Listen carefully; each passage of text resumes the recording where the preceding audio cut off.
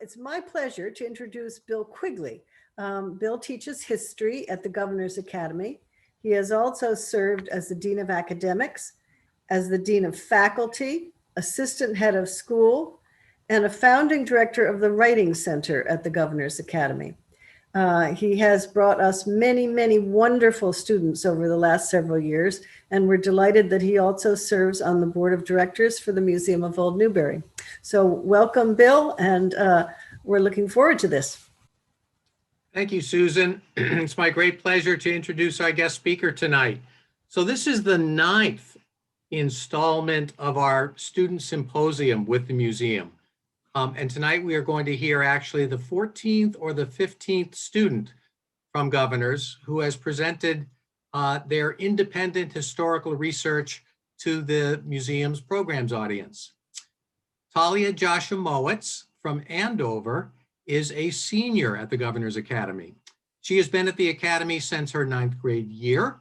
And apart from her academic interests in natural science and the humanities, she competes on our track and field and our basketball teams. I have gotten to know Talia as a student of history. Last year, during her junior year, she was in my advanced placement U.S. history class, and she exhibited then already unmistakable qualities of a scholar: curiosity, resourcefulness, self-discipline, methodical, dogged purpose, and joy in discovery. And what a joy for me to mentor Talia's revelatory investigation of the cultural and political roles that tea and American women played in the American Revolution.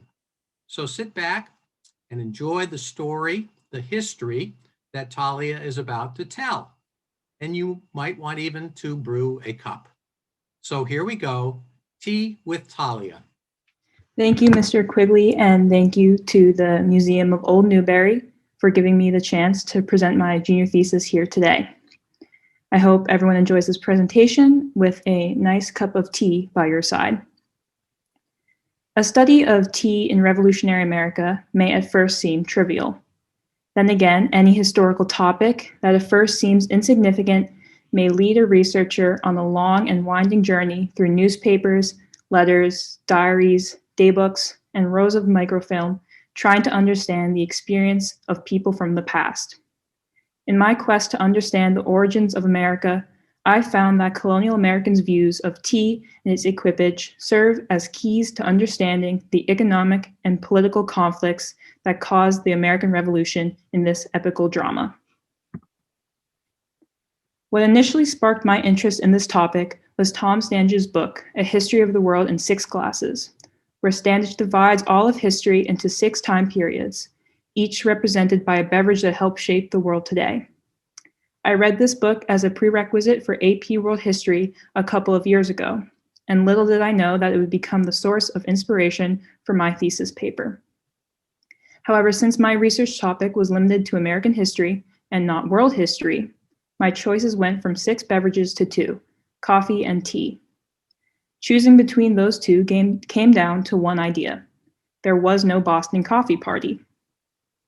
I find the fact that one beverage could lead to the eventual separation and creation of a whole new nation simply astounding. And this topic is not a new one.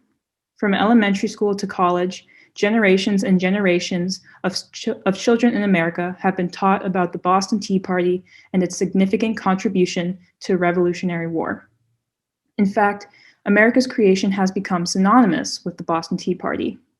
As a student in U.S. history, I found that understanding the creation of America was important in understanding why and how the rest of the nation's history played out. For instance, many of American policies were created in opposition to that of Britain's policies, such as the government's power over the people. The fear of taxation, such as that on tea, drove the founding fathers to act the way they did and ultimately led to the America we know today. As I began to refine my research topic, I was left asking simple questions regarding this drink. First, How did this simple beverage change the course of human history? And second, specifically, how did tea affect colonial America? With my research question in hand, I began the journey in finding sources. For my primary sources, I used archived documents of the era, including newspaper articles, official documents, and accounts of events. I accessed these through sources such as the Digital Public Library of America, the Library of Congress, and university archives. My secondary sources mostly included books on colonial America and histories of tea itself. I also looked at museum websites, databases, and even other research papers like that of my very own teacher, Mr. Quigley. And so, with the newfound knowledge at hand, I began to unfold and tell the story of tea in America, beginning with a royal charter, peaking at a tea party, and culminating with the creation of the United States of America. I have divided my presentation into two sections. The first will provide everyone with a background on tea's presence in Britain and colonial America, as well as information about tea's connection to various taxes and duties. The second half will present evidence as to why taxes on tea created such conflict leading to the Revolutionary War. It will demonstrate my argument that tea was in fact more than a beverage during the colonial era, as it was a symbol of independence and an opportunity for all people. The story begins on the very last day of 1600, when Queen Elizabeth I granted a charter to a group of London merchants for exclusive overseas trading rights with the East Indies, a massive swath of the globe extending from Africa's Cape of Good Hope eastward to Cape Horn in South America. At the dawn of the 17th century, the Indian subcontinent was known as the East Indies and, as home to spices, fabrics, and luxury goods prized by wealthy Europeans, was seen as a land of seemingly endless potential. Due to their seafaring prowess, Spain and Portugal held a monopoly on trade in the Far East, but Britain wanted in. Due to the fact that they did not have a strong naval presence, they could not get in onto the trade in the East Indies. But when it seized the ships in the defeat of the Spanish Armada in 1588, it paved the way for the monarchy to become a serious naval power. In 1600, a group of English businessmen asked Elizabeth I for a royal charter that would let them voyage to the East Indies on behalf of the crown in exchange for a monopoly on trade. The merchants put up nearly 70,000 pounds of their own money to finance the venture, and the East India Company was born. At first, the company primarily traded in spices and fabrics, but over the years, the company shifted its attention to calico and silk fabric and eventually tea, and expanded into the Persian Gulf, China, and elsewhere in Asia. The East India Company's royal charter gave it the ability to wage war, and it initially used military force to protect itself and fight rival traders. In 1757, however, it seized control of the entire Mughal state of Bengal. Robert Clive, who led the company's 3,000-person army, became Bengal's governor and began collecting taxes and customs, which were then used to purchase Indian goods and export them to England. The company then built upon its victory and drove the French and Dutch out of the subcontinent. In the years that followed, the East India Company forcibly annexed other regions of the subcontinent and forced alliances with rulers of territories they could not conquer. At the height of its power, the company was responsible for almost half of Britain's trade. Even after this newfound power and the shift of attention to more exotic goods like that of tea, it was not the first time that tea had been a desired commodity.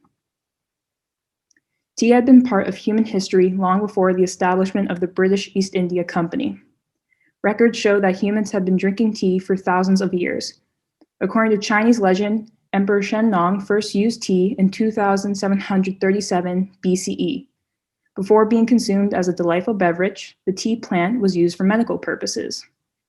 In 1618 to 907 CE, during the Tang Dynasty, often referred to as the era of tea, the consumption of the plant became widespread.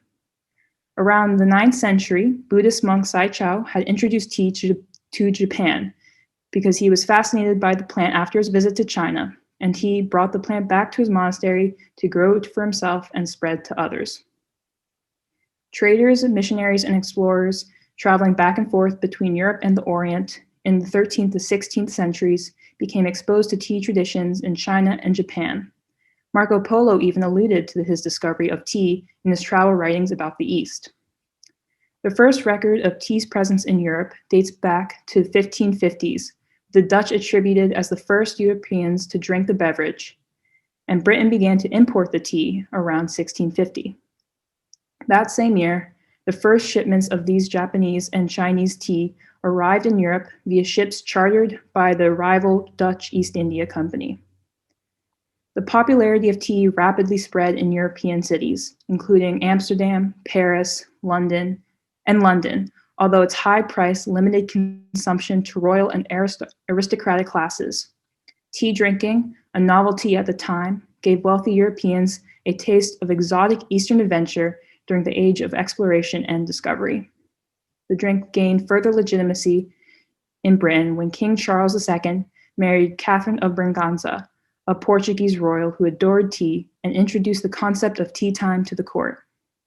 Soon thereafter, the key competitor with the Dutch, the British East India Company, established its first foothold in the tea trade by securing a tea factory in Macau. Of course, all good things must eventually come to an end. The wealth and prosperity of both Britain and the British East India Company fell around the time during and after the French and Indian War. The war left Britain in dire need of money.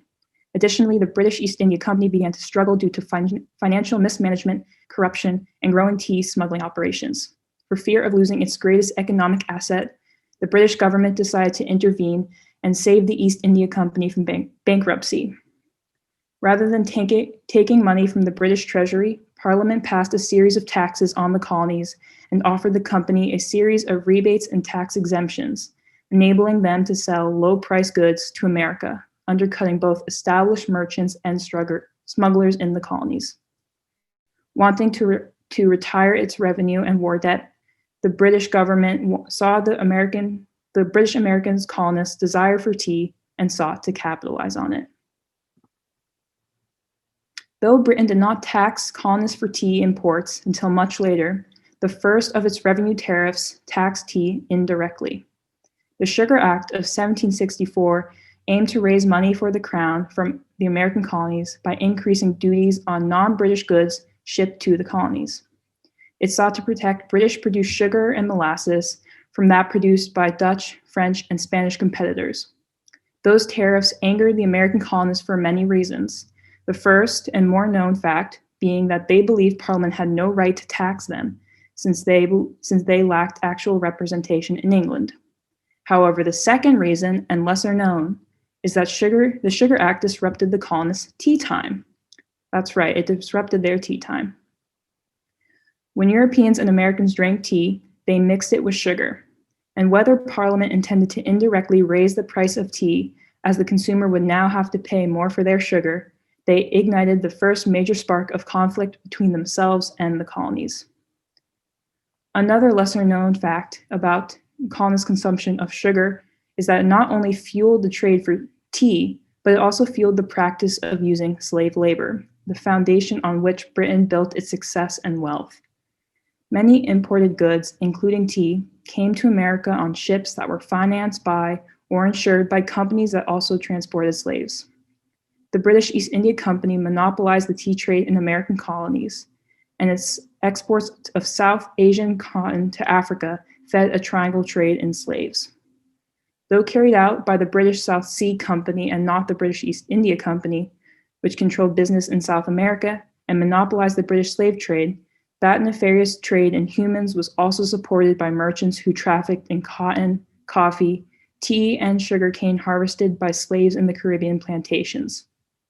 Even if a colonist did not own slaves or had never seen an enslaved person, that colonist almost certainly used goods that had been grown or harvested by slaves. Anyone who put sugar in their tea was using a product grown and processed on slaves on plantations in the Caribbean. Furthermore, anyone who wore cotton clothing, ate rice, or used tobacco benefited from slave labor. In many ways, the British and British American sweet tooth for their sugary tea nourished the slave trade, whether they were supporters or critics of that practice. Because the Sugar Act, by the end of 1764, many colonists were practicing non-importation, a refusal to use imported English goods, and a practice that would become more widespread when Parliament enacted tariffs on more goods imported by the colonies, including the beloved tea, with its passage of the Townshend duties in 1767.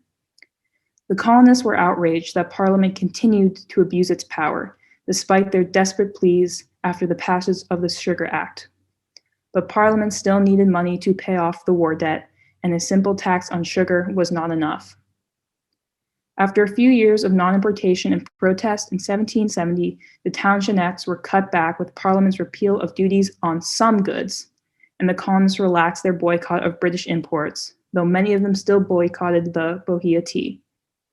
Repeal on the duties of glass, lead, paper, and paint did not nullify all colonial protesters, as long as Britain continued to tax tea, the most popular item to the colonists.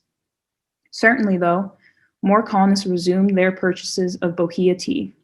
Historian Benjamin Wood Labaree, who studies colonial America, particularly its maritime trade, noted that after the repeal of a majority of the Townshend duties and the end of the non-importation movement, quote, Americans imported more tea than ever to replenish their depleted stocks.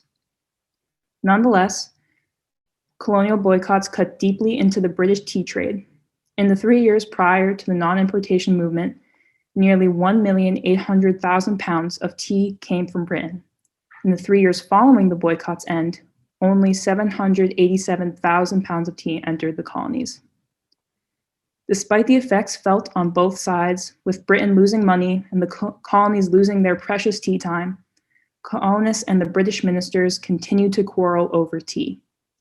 In 1772, 2 years after the repeal of some tariffs, Samuel Adams called for a Boston town meeting to create a committee of correspondence in order to communicate Boston's position on the collection of duties on tea to the other colonies.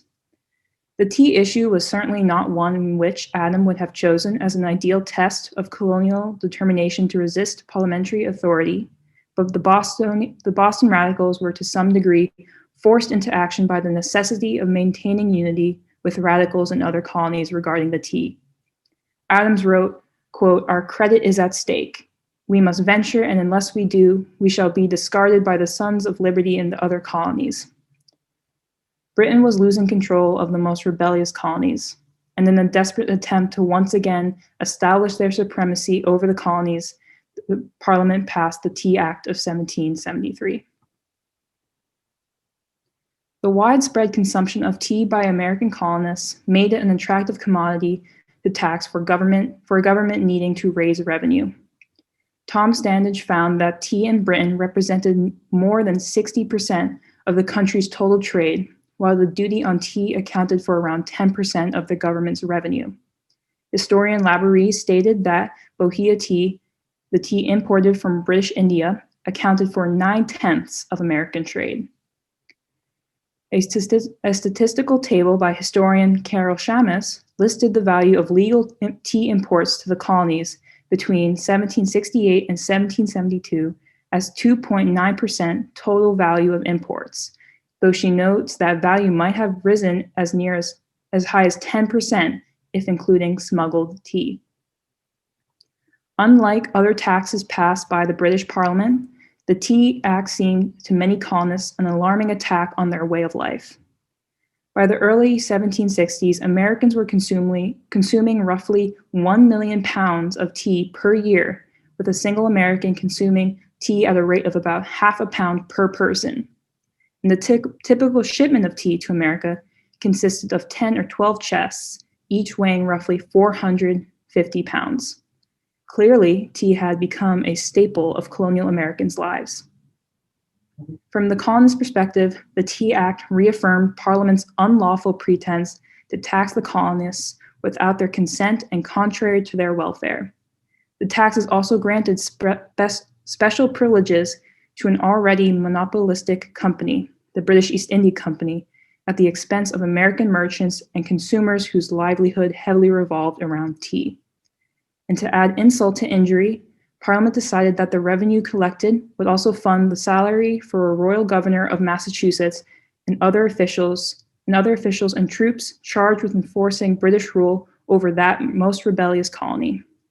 This robbed the New England colonists of their ability to manage their own affairs, and from that point on, New Englanders realized that their British government had become tyrannical.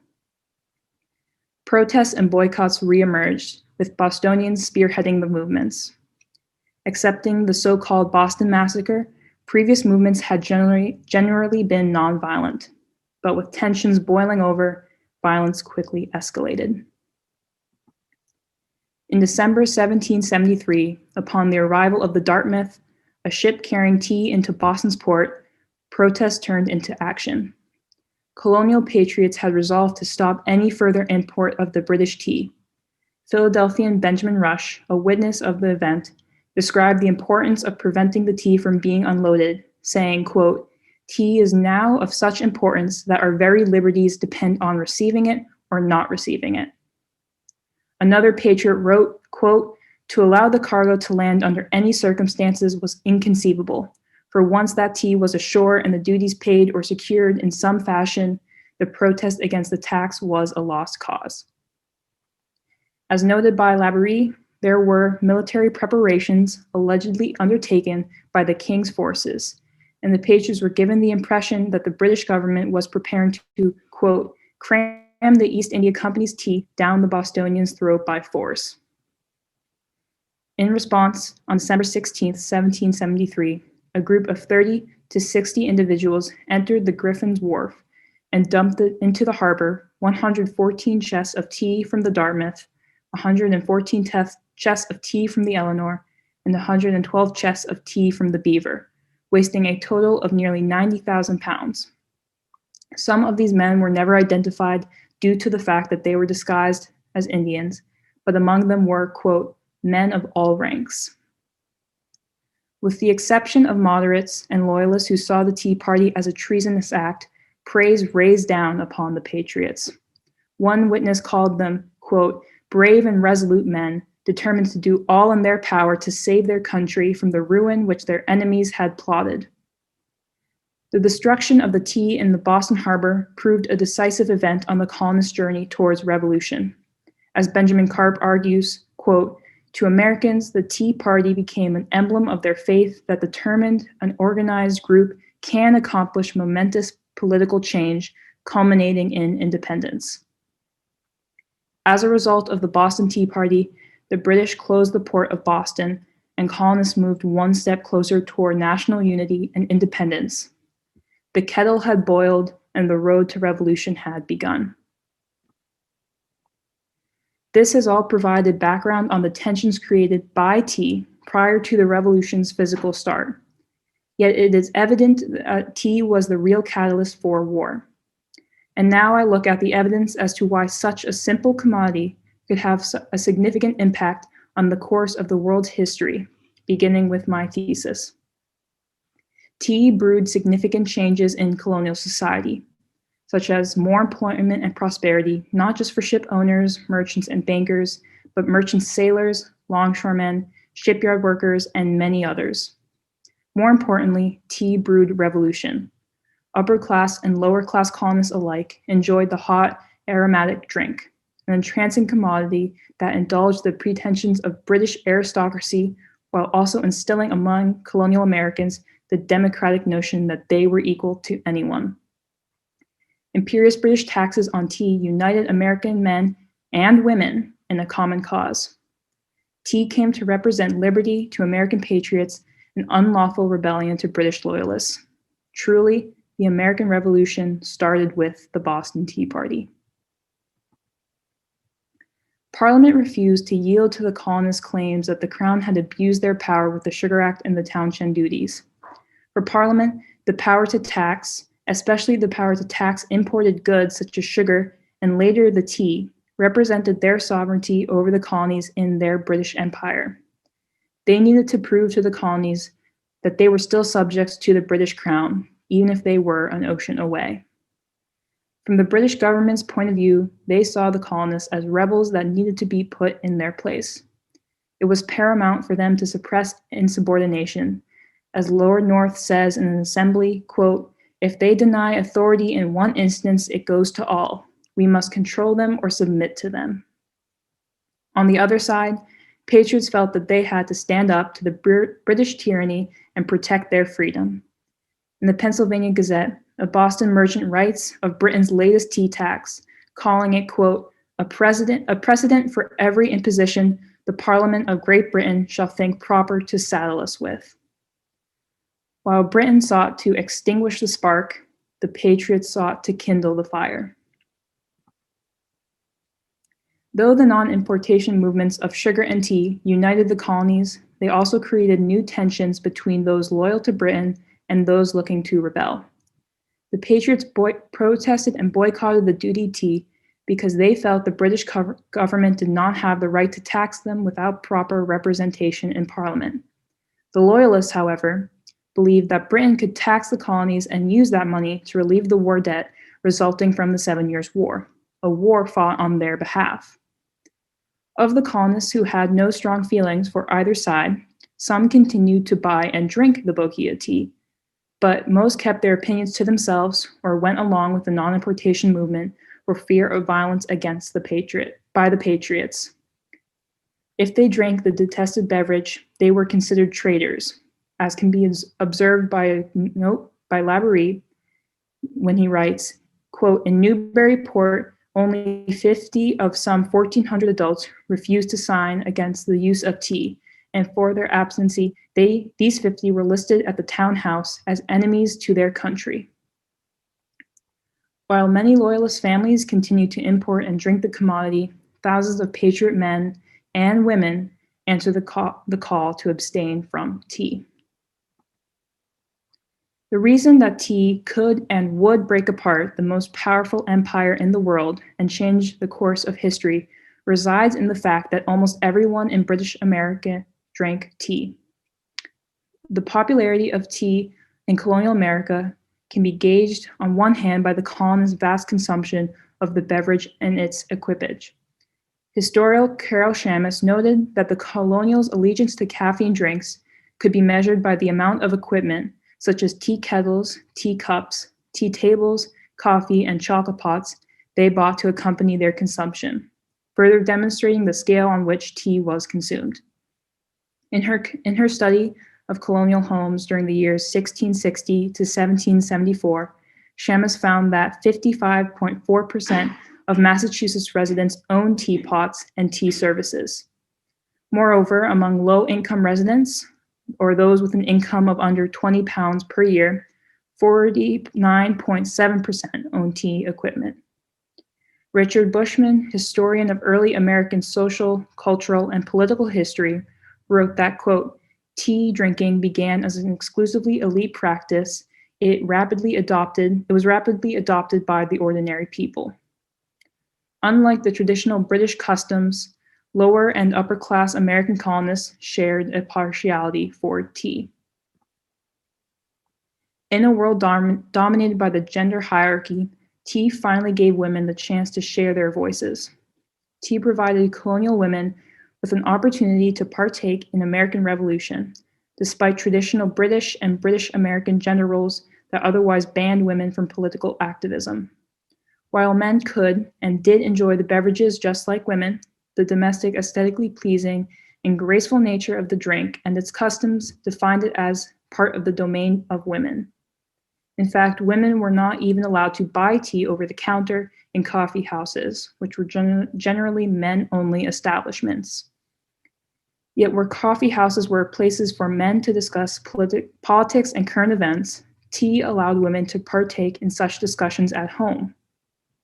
Once embraced by Americans, tea ingrained itself into American culture. Tea then played an integral role in the social practice of calling on friends, family, and acquaintances for tea time. Because drinking tea engaged both genders, women were an integral part of the tea culture, especially in their homes. During the non-importation movements, while colonists were craving tea, homemakers searched their gardens and orchards for suitable herbs and fruits to fill their teapots with brews other than Bohea tea. and they called these homebrews Liberty teas. Only the adventurous spirit of every colonial housewife who tended to a teapot limited her household's menu of Liberty teas, steeped in a Liberty teapot. Possibly the first service of this revolutionary beverage took place in the small town of Newburyport, Massachusetts, in 1768, during a church meeting of the ladies hosted by the wife of Reverend Jonathan Parsons, minister of the First Presbyterian Church, also known as Old South Church on Federal Street. Quickly thereafter, women rallied at the local parsonages and organized the campaign to ban English tea from every household. They distributed petitions for signatures and circulated anti-tea pledges. Women not only participated in the boycotts by abstaining from British tea, they created a way for people to still enjoy their favorite beverage while simultaneously promoting American liberty. The beverage reinforced conservative notions of women's domestic roles, thereby strengthening a traditional gender hierarchy with women as second-class citizens in Britain. When conflict over tea imports escalated, tea's place in almost every colonial home invited women to participate in boycotts and write politically for the first time in history. Laborie wrote that, quote, "The primary campaign against English tea took the form of voluntary agreements to abstain among the ladies of various parishes and towns, well publicized to serve as an incentive for others." Patriot women mirrored the merchants' non-importation agreements by making a pact of their own to abstain from tea, which they famously named the Ladies' Agreement. In early 1770, these Bostonian women published their pledge in which they resolved that, quote, "Particularly, we join with the very respectable body of merchants and other inhabitants of this town in their resolutions totally to abstain from the use of tea." The issue of tea wasn't a class or gender conflict, but a political conflict. Riled American colonists railed then against Bohea tea's continued use by colonists who they scorned for their aristocratic airs and their acceptance of British tyranny. Revolutionary colonists could not deny that the tea emulated upper-class sophistication like that in Britain. The consumer economy in colonial America, particularly in prosperous towns like Boston, gave new meaning to the beverage that once represented the upper-class standing, immorality, and superiority over others by those in Britain. But most of all, revolutionary colonists wanted not to mimic the British, but to create their own identity. They insisted that Americans boycott tea, Bohea tea, and brew instead their own homegrown tea. In 1767, some critics railed against the tea as an unnecessary luxury, reinforcing the notion of tea as a commodity of an elite unsuitable for humble Americans. Instead, they asked that Americans use their own tea, a more suitable commodity for everyone. One contributor to the Boston Post Boy pleaded with the colonists to stop, quote, "using the most luxurious and enervating article of Bohea tea, for which so large a sum is expended by the American colonists." He asserted that they would just as well been supplied with the domestic homegrown tea. By substituting that tea for Bohea tea, a commodity imported from the detested British East India Company, the author thought the colonists might, quote, "effectively preserve our virtue and our liberty to the latest posterity." In a marvelous conflation of tea with Republican ideology, homegrown tea became famously known among American revolutionists as Liberty tea, the very symbol of American liberty against British tyranny. Subsequently, the simple act of drinking tea turned into a politically charged performance of one's political standings. As historian Benjamin Karp notes, that tea came to represent, quote, "expression of liberty, independence, and civil disobedience." The Boston Tea Party inspired anti-British tea protests in other colonies, so much so that colonists from the North and South engaged in their very own tea parties. New York's legislature, which had been hesitant to take a side on non-importation, finally took a firm stance to refuse to let any duty tea in their ports and to destroy it if necessary. Patriots in the city boarded the London and threw its chests of tea into the sea. In March 1774, patriots again disguised themselves as Indians and boarded the ship, the Fortune, docked in the New York harbor, and dumped the tea into the water. Even though the East India Company had never produced nor shipped the cargo on the Fortune, it nevertheless fell subject to the Tea Act duty.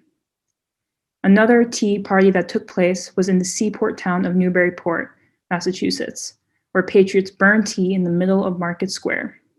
They even boasted that this was, in fact, the first tea party before Boston. Though the boast of later generations of Newburyporters that the town harbored the first tea party has proven false, the boast speaks to the patriotism that such tea parties excited then and afterwards. There was, in fact, a tea party in this small town. It just wasn't the first, despite patriotic claims. After examining all of the tea parties that took place, Laborie observes that, quote, before the year 1774 had ended, virtually every colony became the scene of violent demonstrations against duty tea. This was a result of the new spirit of unity formed in colonial America following the mass destruction of the beloved tea beverage. As violence escalated, so did the unity among the colonies. Laborie noted the sympathy people in other colonies gave to Bostonians, writing, quote, the Public Ledger introduced its report with a most sympathetic paragraph, describing the Bostonians as people who have undergone every species of injurious treatment at the hands of an administration so infatuated with the idea of despotism as to be qualified only to subvert instead of maintain the liberties of a brave and free people. The categorization of tea as part of a women's domain even gave colonial women cause to participate in street protests and mob-like seizures and destruction of bohea tea spectacles called tea parties. These tea parties come a long way from the image of women sitting around a table drinking tea to them actually participating in tea parties we associate with the Boston Tea Party. Historian Benjamin Karp argues that women's participation even helped to, quote, humanize and sentimentalize and domesticate violent destructions of imported tea and injury to smugglers and British custom agents, making a destructive act more acceptable to 19th century audiences. The issues on tea provided women with an opportunity to enter the political arena for the first time in colonial history. Though they were excluded from coffee houses, the hubs of political discussion, or town meetings, women found and created their own methods to be part of the cause. Tea at home was their version of men's coffee houses, for they had few alternative spaces. In doing so, they created a fundamental platform for which they would use for other political movements in the future. In the fight for women's rights, they marched and protested, abstained and boycotted, and led by an example during that of the colonial era. They fought for voting rights and equal pay. They joined and played roles in abolition movements and civil rights, a platform they would not have had if it had not been for tea in colonial America. The story of tea in America encapsulates a history that includes economics, gender, class, race, and politics, all in one cup. During the turmoil between 1767 and 1776, Americans and British each gave tea political meanings that overshadowed its gastronomical, social, and medicinal values. During that tumultuous time, tea represented British tyranny and American liberty, and it brought the tempest of revolutionary politics into the women's domain. What was once discussed for its tea parties, like that of in the Boston Harbor, or for the delicate image of women at home, it was actually the catalyst for the creation of the United States of America. Looking back almost 250 years, much of American history can in fact be read in tea leaves.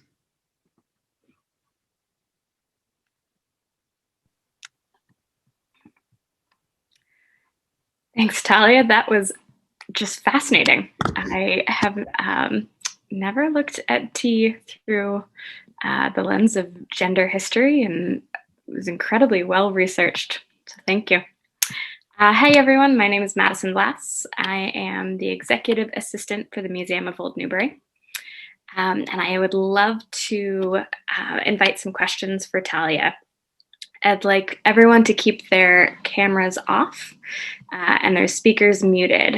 But if you take your cursor and scroll over the bottom of your screen, or perhaps if you're on a tablet, tap the bottom of your screen, you'll see a chat feature. If you bring that up, you can type any questions you have for Talia in there, and I will read them off to her aloud so everyone can hear. All right, so our first question is from Claire Mitchell. All right, so Claire says, Talia, such a fascinating and excellent presentation. You definitely touched on it, but as a woman, and it being Women's Herstory Month, can you elaborate even further on how tea possibly, and I do mean possibly, gave we gals a platform to change history? Yes, of course. So prior to these, quote, tea parties at home, women were not allowed to partake in any political activism in the streets or at home among their husbands. Coffee houses in Britain and later in colonial America were popular spots for political discussion and even discussion on science and humanities, but women were not allowed there.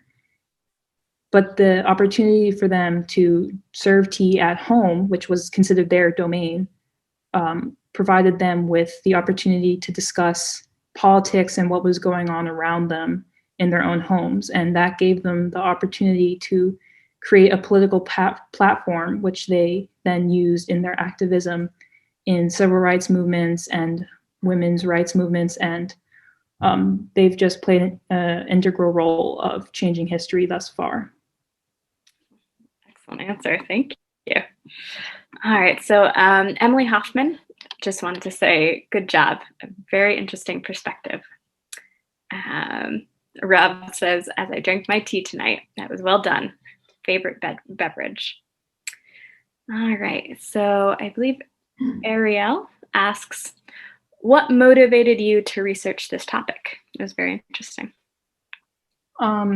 So when I was looking at the history of the United States in my United States history class, I find it's important for all things to understand how things work and why they are the way they are.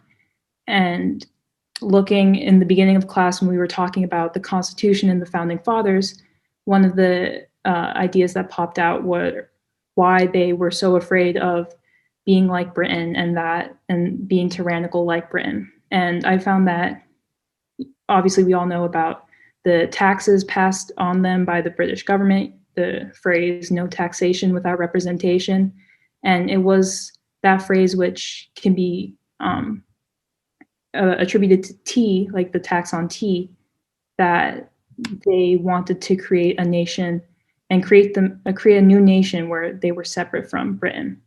So the fact that a simple beverage, like some tea leaves, could motivate the founding fathers to create their constitution the way they did is just very interesting to me. Yeah, you seem very passionate about it. Let's see, somebody from a fire tablet asks, Talia, well done. I wonder if you found any references to tea bricks as a way to transport tea more efficiently. I can't say I've heard of that term specifically. I know that during non-importation movements, people who still wanted their tea found the smuggling became very popular, but I can't say I'm aware of tea bricks. Okay. Let's see, Bob Watts asks, did any of the local Liberty teas continue? What kind was there? Some bark? So what was in a Liberty tea? Liberty teas were created from any herbs found in gardens at home. I believe one of the roots used was called ribwort, which was used. I know in Newburyport, that's what the ladies from the wife Reverend Johnson used to create these teas. And it was really any herb that could be used as a tea. It wasn't as rich as the Bohea tea, but between the taste and the symbolism it held, it was very popular among the colonists. Yeah, I love the idea of a Liberty tea. Very patriotic. All right, so Wendy Reed asks, was tea drinking and activism limited to adults, or were children also involved? Did you come across that? Children were definitely involved. Tea drinking by that time in colonial America was a widespread practice between any class and any gender or age. Everyone was drinking tea. So children definitely, if depending on their family views, they either drank the tea or they abstained from Bohea tea and drank Liberty tea instead. That's a good question. Emily asks, do you know how patriotic women who refused to drink tea treated or interacted with women who bought and served tea? There was definitely but whether it was with women or patriots versus loyalists in general, there was definitely a hostility felt between the two sides. If they were still drinking this Bohea tea, they were obviously supporting the tyranny of Britain. So there was definitely hostility between the two sides. Yeah, it seems like there was a lot of conflict during those times. Hard to navigate. All right, and let's see. I'm gonna save one for the last question, but Annabelle asks, thank you for your presentation. Did you discover anything during your research that surprised you or was unexpected? I was surprised by just how much tea affected or gave women the platform that they now have. I knew obviously about the economic and political sides of tea, but I didn't realize that there was such a gender conflict there as well, which obviously became a major part of my research, understanding why and how women played a role and how tea gave them a voice. Mm-hmm. I love that, how tea gave them a voice. All right. And I think we'll probably finish up with this question because I love it.